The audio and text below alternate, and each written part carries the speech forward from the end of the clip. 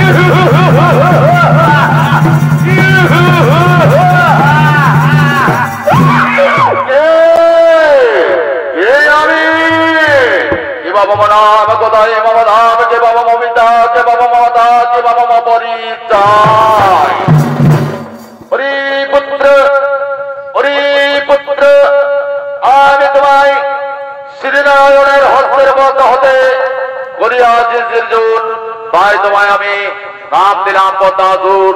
আমি তব পিতা, পিতা মম নাম পদ্মাসুর, আপনি আমার পিতা। পিতা এই পুত্রের প্রণাম গ্রহ গ্রহ। আর বলো পিতা আমায় কি কারণে করেছেন সৃজন? ওরে পুত্র পদ্মাসুর, ওরে পুত্র পদ্মাসুর, সমস্ত দেবগণ চালনা করে শ্রী বিষ্ণুর সুদর্শন চক্রতে তোমার মাতা যতীন দেহকে কাণ্ডখণ্ড করিয়াছি খণ্ড। তাই আমি তোমায় করিয়াছি সৃজন। যাও পুত্র, তুমি তোমার মাতৃহত্যার নাম প্রতিশোধ আমার শক্তি বলে রাজ করিবে ধরা তোলে, এই মম আদেশ। তাই হবে পিতা, তাই হবে, তাই হবে।